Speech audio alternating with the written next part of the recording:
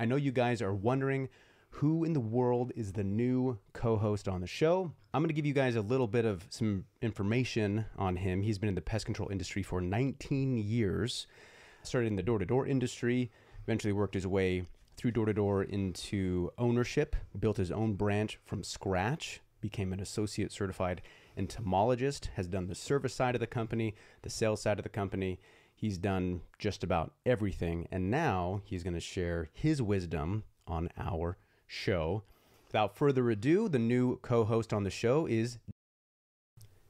Welcome to the Bug Bucks Podcast, a podcast designed to help you become a bug money millionaire. Today's episode is brought to you by Bug Bucks Plus, the #1 course designed to help you start and grow your pest control company. I'm your host, Eric Bassett, and if you were listening in last week, you know that today we are bringing on my new co-host. But before we bring them on, just want to remind everybody listening, the best way to receive new episodes is by subscribing to our show on your preferred podcast platform like Apple, Google, Audible, or Spotify. If you love the show, please leave us a rating and a review. And one last reminder, if you haven't joined our Facebook group, go to Bug Bucks, that is B-U-G-B-U-X. We've got over 3,700 other pest control owners in that group waiting to connect with you and share their thoughts. That's also the best way for you to share your feedback on our show and have your questions highlighted and discussed here on the podcast. So make sure you find us on Facebook and join the group. All right. I know you guys are wondering who in the world is the new co-host on the show. I am really excited to announce this. This has been in the works for the past couple of months. We've been keeping it hush-hush. So I'm going to give you guys a little bit of some information on him. He's been in the pest control industry for 19 years. Started in the door-to-door industry, eventually worked his way through door-to-door into ownership, built his own branch from scratch, became an associate certified entomologist, has done the service side of the company, the sales side of the company. He's done just about everything, and now he's going to share his wisdom on our show. And fortunately for me, I get to spend lots of time with this guy because he is my brother-in-law. So without further ado, the new co-host on the show is Jake Klaus. Jake, how are you doing today, man? I'm great. Thanks, Eric. That was a nice introduction. It feels so formal. You and I talk to each other all the time, and now it's in this weird professional podcast format where it's like, Jake Klaus. I know. I have to forget that there's a microphone in front of me here. Yeah, so it's going to be an awesome time sharing kind of what we've experienced in our pest control journey with you guys. You guys know me already and kind of how I handle things. The best part is that Jake has his own unique way of doing stuff and philosophies that's different than mine, really complementary in a lot of ways. So I think you guys are really going to enjoy this. Jake was a guest on the podcast many episodes ago. A long time ago. Yeah. I can't remember what episode number it was. A year or two ago. Mm-hmm. It's been a while. Yeah, something like that. But I want to make sure that we talk about Jake's journey and the story here because I think it's awesome. And I didn't come into Natura until after 5 years from when Jake started Natura. I think so, yeah. So we're going to talk a little bit about that. In fact, Jake, let's rewind a little bit. Let's go all the way back to the beginning. Okay. What was your first year in pest control? 2005? Yeah, so my first year in pest control was 2005. I was going to school at Boise State, and I met a guy there who eventually became one of my best longtime friends, and he recruited me to come sell pest control. We went and sold for a company in the Central Valley in California, Turlock, Modesto area. That was my first experience, 2005. And I think I did about like anybody does their first summer. I think I sold 150 accounts or something like that my first summer. And then the next summer they brought me back. They wanted me to be a team leader. So they brought me back again that second year as a team leader. That's when I met my wife online at the beginning of that summer. She was in Boise and I was in California. And so I like to say that she ruined my summer, but enhanced and improved the rest of every aspect of my life, you know, my wife, Jana. So yeah, it was a fun start to that pest control journey. That wasn't my original plan. When Jana and I met and were getting married, I was studying Arabic at Boise State and actually had a scholarship to study at the American University in Cairo at the end of that summer. And then I met Jana and we fell in love and she said, I'm not going to Egypt. And I was like, well, if you're not going, I'm not going either. Wherever you are is where I want to be. So we cut that plan out, got married. And then, yeah, I don't know how, I'll just keep it real brief. But yeah, went back to Boise State. I had no idea what I was doing in college. College is for some people.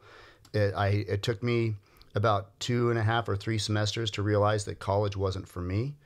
And then I started pursuing a career as a firefighter paramedic. That was my big passion. And while I was going to paramedic school, and I was volunteering with the fire department in Eagle, Idaho. And anyway, I was going through all the steps, all the processes to become a firefighter, which is a really competitive job. In the meantime, I'm selling pest control door to door every summer, and that's how I'm making my money. And I mean, there's a story that like I think it's like it was the pivotal moment for me. I guess there was lots of pivotal moments, but this was like where the seed was planted. I was sitting in paramedic school. This would have been, early 2010. And we're sitting there, and my paramedic instructor was this guy that I had a ton of respect for. And anyway, he had made I can't remember what it was. He'd made some investment of some kind or something. And we were on a break in class, and one of the other students said, hey, Tom, like, how does this investment work? And Tom's like, well, it's based on your income, yada, yada. And he goes, let me give you an example. He goes, Jake, and he's standing at the whiteboard, right, with a marker. And he goes, Jake, how much money did you make last year? And I was like, last year I made $63,000. And he looked at me and he goes, Jake, you made $63,000 last year? And I said, well, I mean, not technically, Tom. I only worked like April through August. And Tom, like, I remember it, dude. I remember it like it's the clearest memory. He snapped the cap back on that marker, set it down on the whiteboard tray, and he looked at me and he goes, Jake, what the hell you want to be a paramedic for? If I was you, I would just keep doing what you're doing. And so I was like, no, Tom, I really want to be a paramedic, firefighter. I want to, save people's lives and all that stuff. And he's like, nope, dude, if I were you, I'd just keep doing what you're doing. So that planted a seed. I finished paramedic school, interned at Grady Memorial in Atlanta.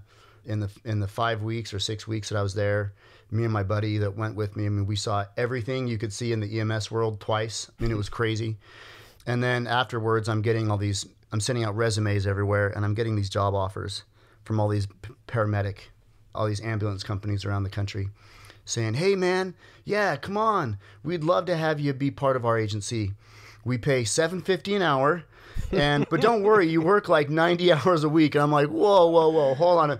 And so, my wife and I are doing the math. Actually, she's doing the math and I'm just listening to her, right?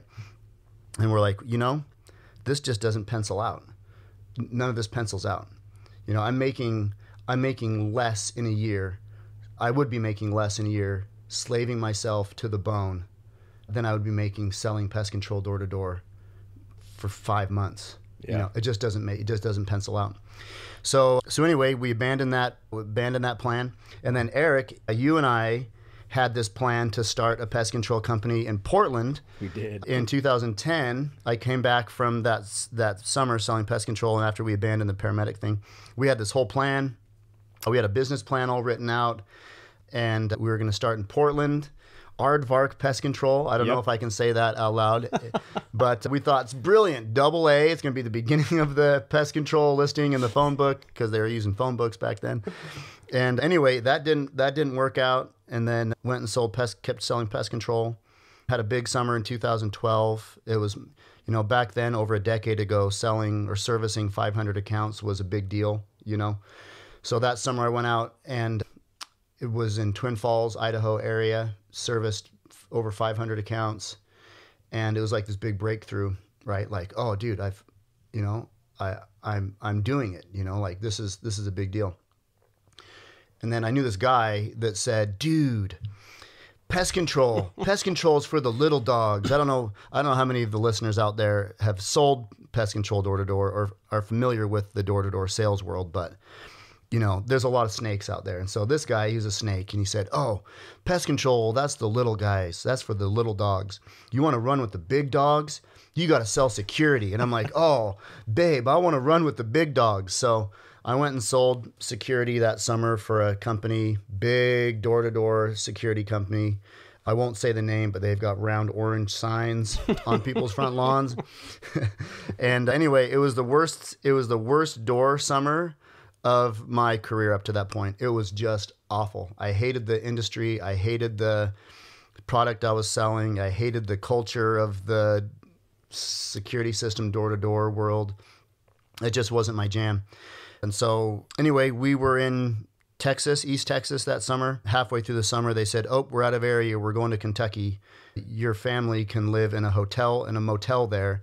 You have to pay your rent in the hotel. And I said, that's not the deal. I said, I'm out of here. And so anyway, I left. I had an assurance that they wouldn't take my back end check, but they did. They took my $35,000 back end check. Ooh. And that was like this, you know, sometimes you make a big step because you have a dream about doing it. And sometimes you take a big step in life out of spite, you know? Yeah. And I think that summer, out of spite, I said, screw those guys, screw that whole door-to-door security sale, screw all those guys. I'm going to start my own pest control company. And I did. So that summer, at the end of that summer, 2013, my wife and I moved to Vancouver, Washington. And we had nothing, had no money because my back end check had been stolen. We had one truck and our chemical cabinet. Maybe a lot of you guys have started out this way, like just super, super lean. But our chemical cabinet at the beginning was, you know, that little closet that you have on your balcony in an apartment, right? Yes. So we lived in this crappy little apartment near the mall in Vancouver. That apartment got broken into no less than, I think, 3 times while we were in the 6 months that we were living in that apartment. And it was rough, man. I mean, it was the wintertime. My equipment would freeze. And yeah, it was a struggle. You know, you wake up every morning with that knot in the pit of your stomach and, you know, you got nothing. And my wife got pregnant right away with our 4th baby. And yeah, dude, it was just fight or flight, you know? So that's how we started out. That's where we started out. Broke with nothing, with 1 truck. Pregnant. That pregnancy was really rough on my wife, and yeah, it was gnarly the way that we started. So that's how I got from knocking my first door in 2005 in Central California to then starting our pest control company. That's just over 10 years ago now that we started it. Yeah, and I mean, for the guys listening, I'm sure that the majority of the guys that are in pest control, and we've talked about this before on the show, majority of the guys that are in pest control didn't start out thinking that they were going to be a career pest control guy. No, right? And no kid in 5th and 3rd grade when their 3rd grade teacher says, Billy, what do you want to do when you grow up? I want to be a pest control guy. I doubt even the kids of pest control guys are saying that, right? No. And, you know, obviously you have this crazy story, you know, and I got to be somebody who got to watch you go through this whole kind of series, because I didn't start in the pest control industry until 2008. And then even while Jake was going through all of these scenarios with the security company and then building his own branch, I was working for a completely separate pest control company at the time. And I got to see them completely move out of state, which none of my siblings had done at that point, at that time. They completely move out of state.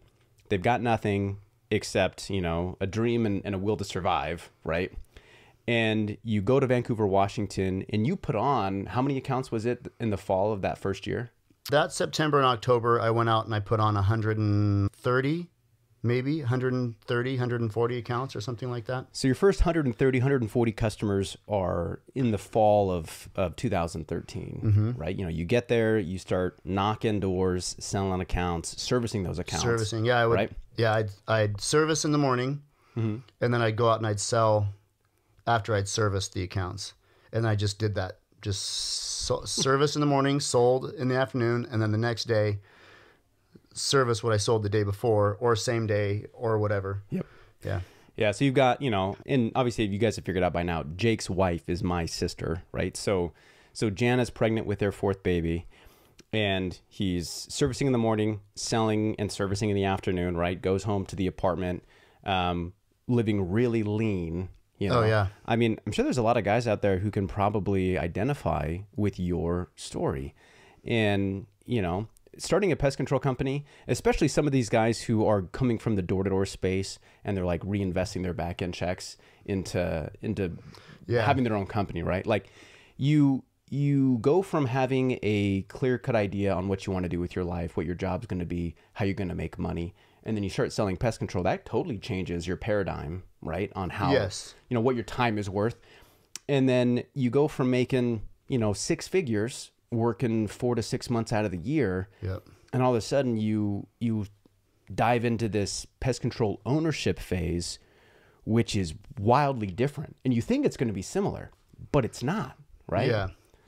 You know what? So, yeah, when you talk about changing your paradigm, shifting your paradigm, we really, Jana and I, have lived kind of like a Rubik's Cube life, Mm-hmm. Like you look at the cube and you go, oh, this ain't right. And then you switch up and you're like, okay, well, that looks a little bit better, but no, let's change it up, So really, people that say, oh, I'm comfortable here where I am, this is my comfort zone. I'm good right here. I think that not for everybody. For some people, maybe that's the best way to live, but for a lot of entrepreneurs, a lot of people, probably like a lot of people listening to this podcast, are in this headspace where, like I want to do something more. I want something better. I want something better for my family. I want something better for my kids. And so, you get into this point where the norm for us has been uncomfortable. Mm-hmm. That's our norm. That's where we live, is in the uncomfortable. And there's lots of ways to start a business. Whether you started it lean from scratch with nothing, and your back's against the wall, and you have nothing that's supporting you except the piss and vinegar in your guts. That there's that way to do it. Or some guys will, like Eric said, will bring in their back end check, or their they might have 100 or 200 or 500 grand or 50 grand or whatever to start your business. Either way, no matter how you come into it, if you're not remaining flexible, and if you're not willing to take a step back in order to take 5 steps forward, that's where the fallacy lies in growth. When we started the company here, we had just bought a really nice house in Boise that winter of 2012. Mm-hmm. Yeah, end of 2012. We bought this great house on the bench in Boise. We really felt like we'd arrived. It was a mid-century modern place. It was like exactly what we'd always wanted.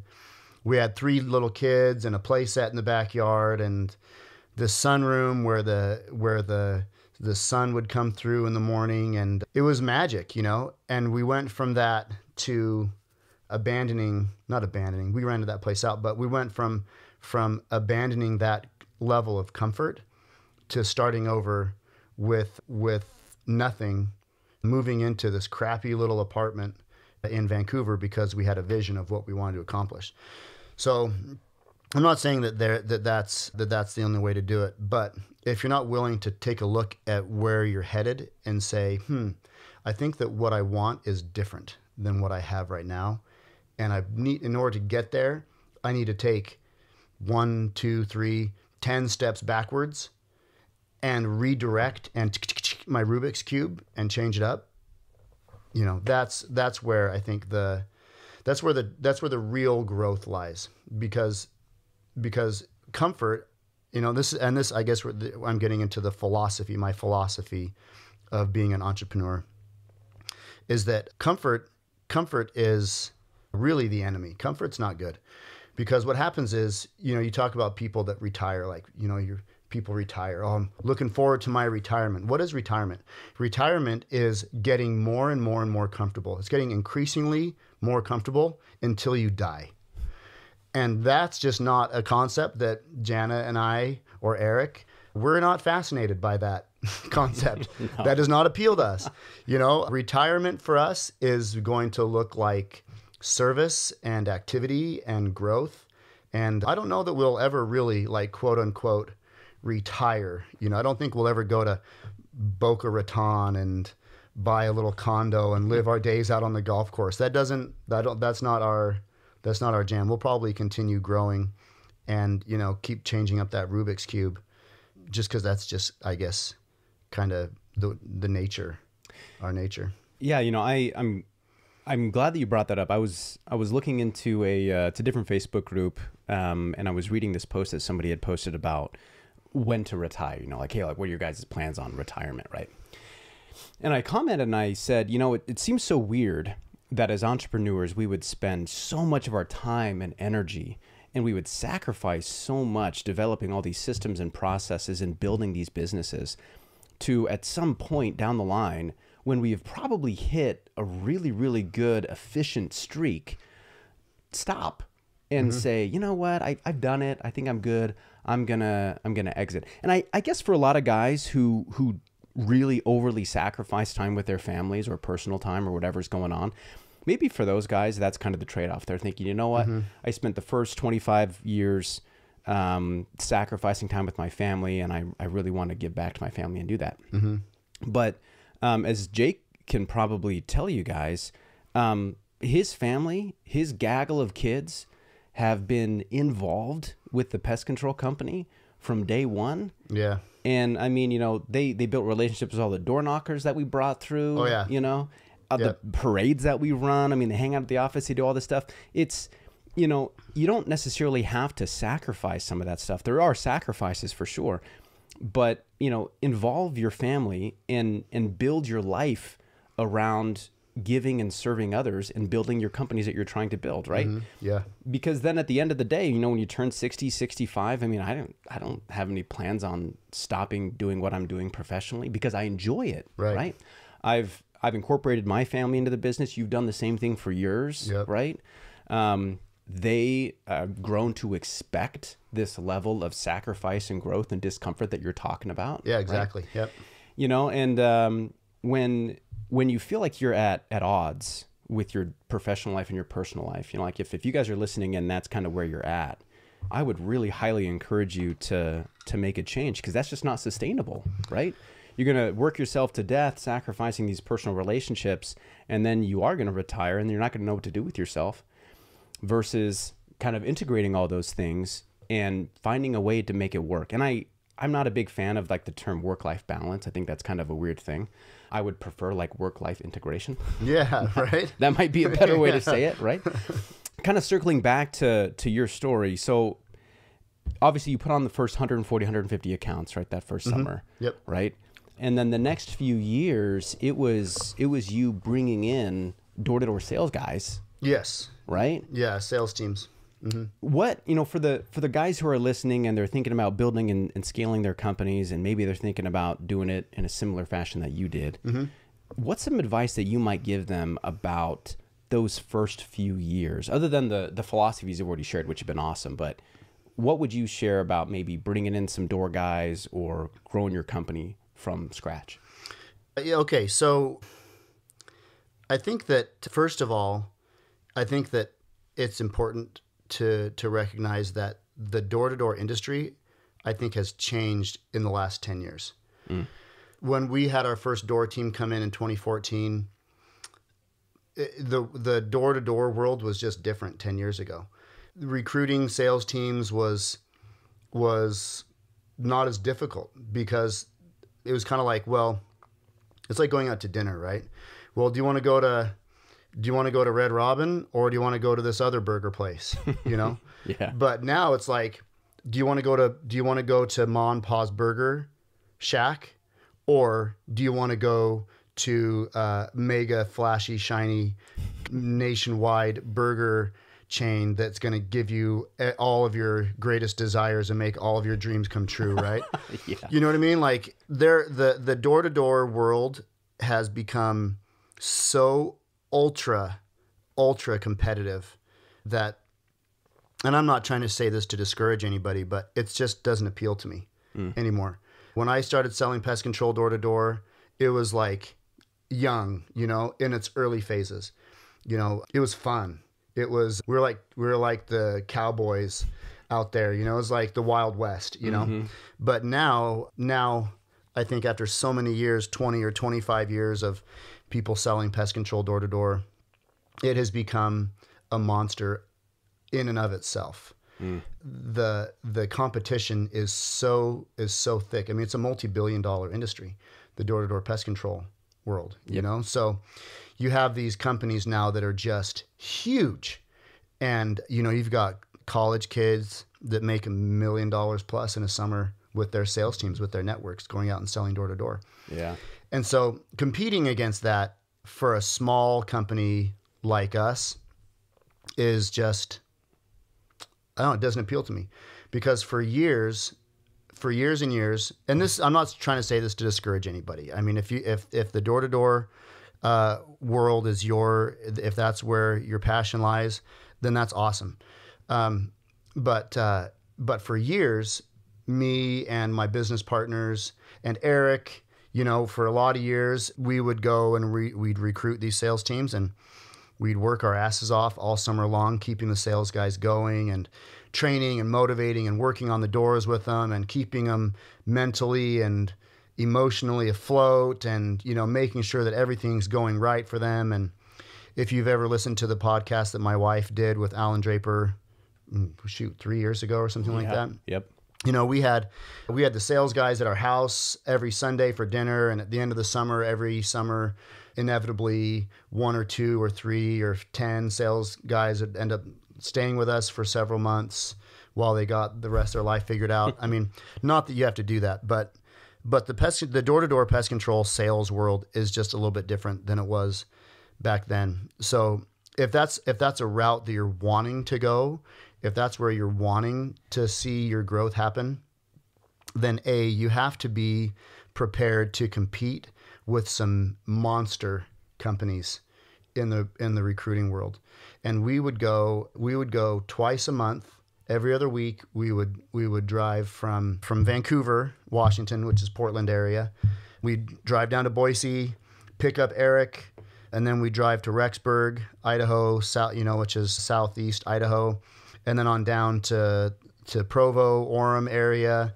That's where most of our sales guys were coming from. And we'd spend months recruiting these guys, and we would do all the activities and everything, and we'd get deals signed. And then, you know, then you come back and you're trying to project, okay, how many sales guys do we have? Okay, how many trucks do we need? Okay, how many technicians do we need? How many office staff do we need? How much product do we need? You know, you're trying to calculate and project all this stuff. And then a week before the summer starts, a third of those guys say, oh, this other company offered me a percentage higher, so I'm going to go with those guys. And it's like, dude, we've already spent tens of thousands of dollars just to get you here, and then you're getting swept away because some other company is going to offer you a percentage point higher, you know? So I don't know.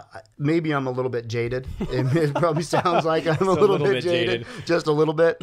But if that's the route you want to go, what I would say is, first and foremost, if you haven't sold door to door, if you haven't sold pest control door to door for your own company, I would say go out and do that first before you start just relying on recruiting sales teams, especially if your company is a locally known local pest control company. You know, if you're Dave's Pest Control and everybody in town knows you as Dave's Pest Control, and they see that you are Dave from Dave's Pest Control, go out and put those accounts on yourself, because when you have a stellar reputation, if you have a good reputation in your market, sending a bunch of college-age door-to-door guys out there who are just in it for the money, they can oftentimes end up having a negative impact on your reputation. You know, they might get pushy or whatever. So I don't know. Maybe that's not the best way to start that advice. No, that probably it does sound really jaded. Growing by door to door is a great way to grow fast, but it's very, very expensive. And I think that right now, finding the networks organically in places where there's a lot of competition for door to door sales reps would be pretty difficult.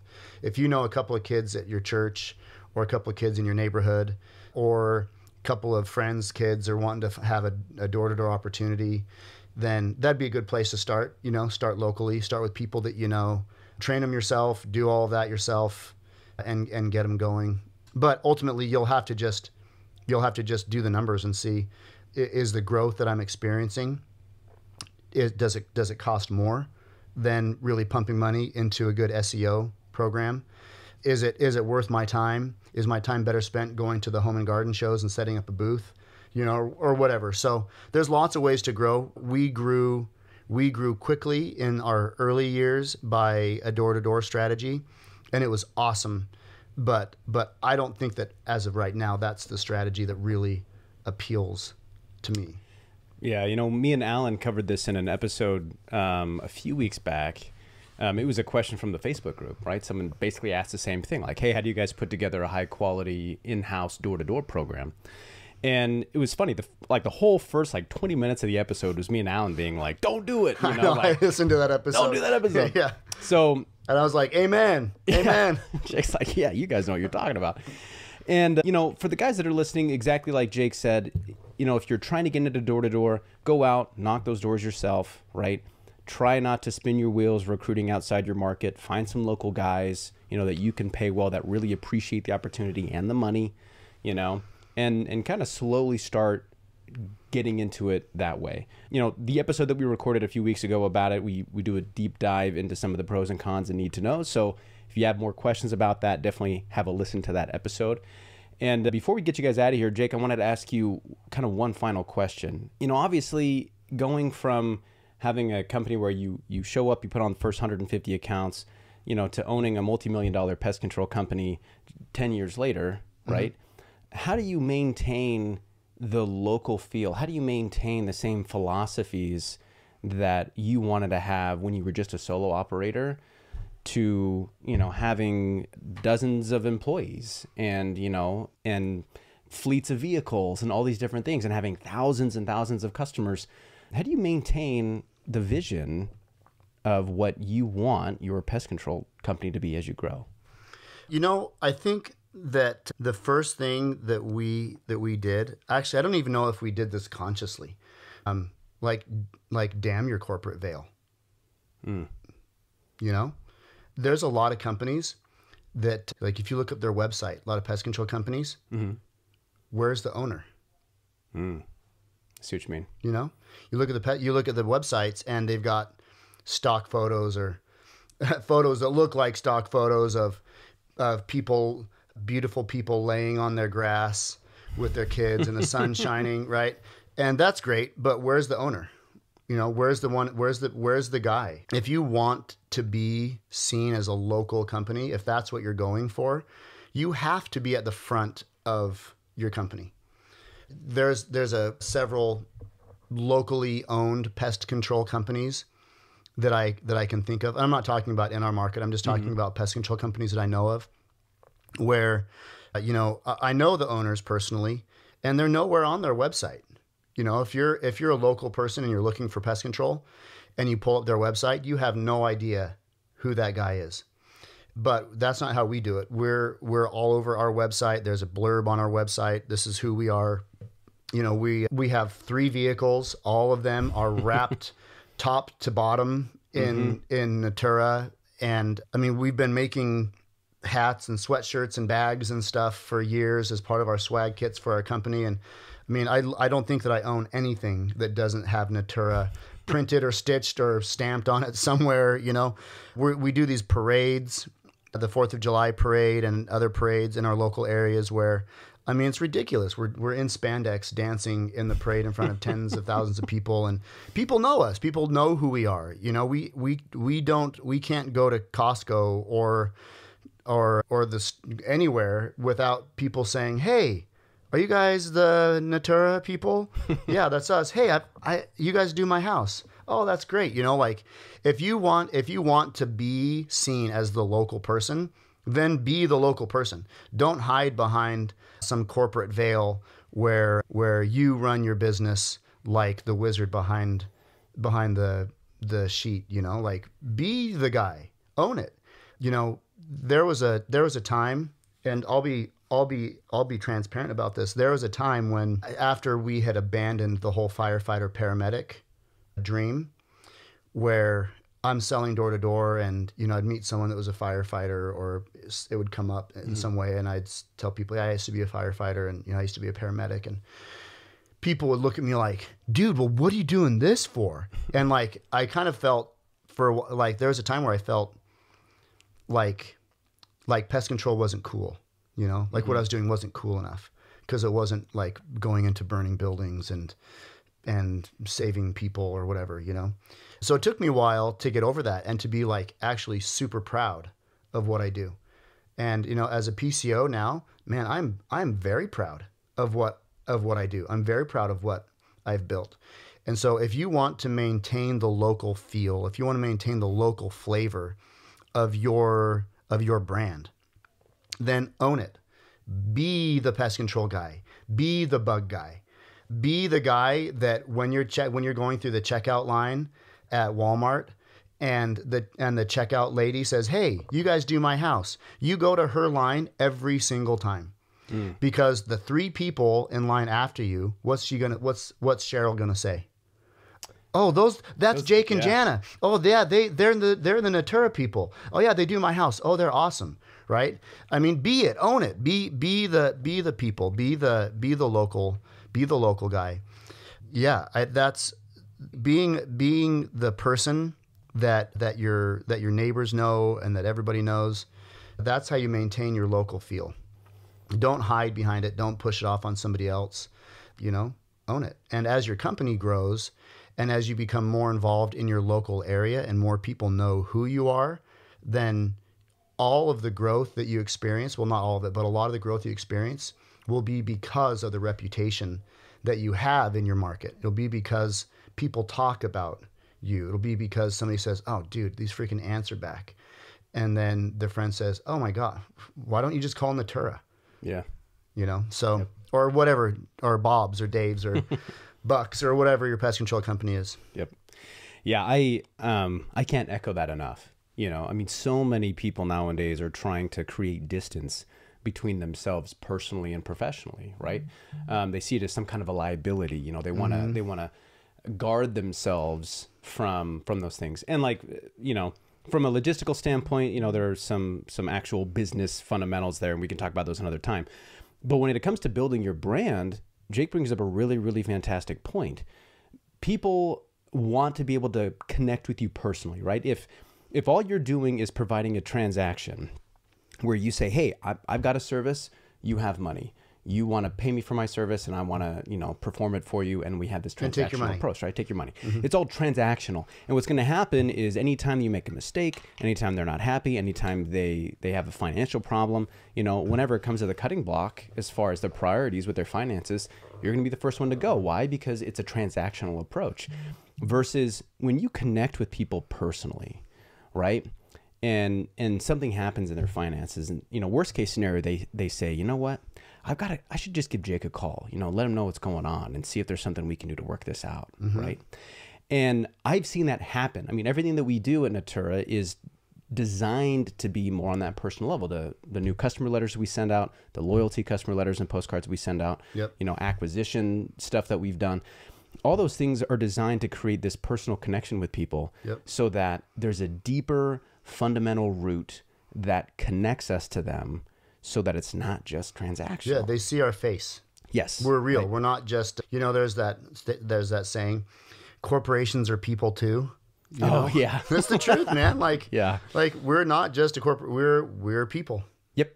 Yeah. So, well, hey, I got to get these guys out of here. You guys have been awesome listening in. You're going to hear more about Jake and his story and his experiences and how him and I are working together to build Natura, and how we can bring some of the things that we've learned, for Jake, nearly 2 decades, and me just a little bit shorter than that. All the stuff we've learned over that time, and we are prepared to share with you guys. So I appreciate you all taking the time to listen in. If you have a coworker, a manager, or an owner, or who you feel you could benefit from listening to this episode, the best way to say thank you to us is to share this episode with them. And again, this episode is brought to you guys by BugBucks Plus, the #1 course designed to help you start and grow your pest control company. If you haven't joined the Facebook group yet, go and find the group and join. It is BugBucks. That's BUGBUX. Lots of information and great connections in that group. Again, thank you guys so much for listening. And until next time, keep building those pest control companies. If you enjoyed today's episode, please show your support by subscribing and leaving us a 5-star rating. Thank you, and we'll catch you on next week's episode.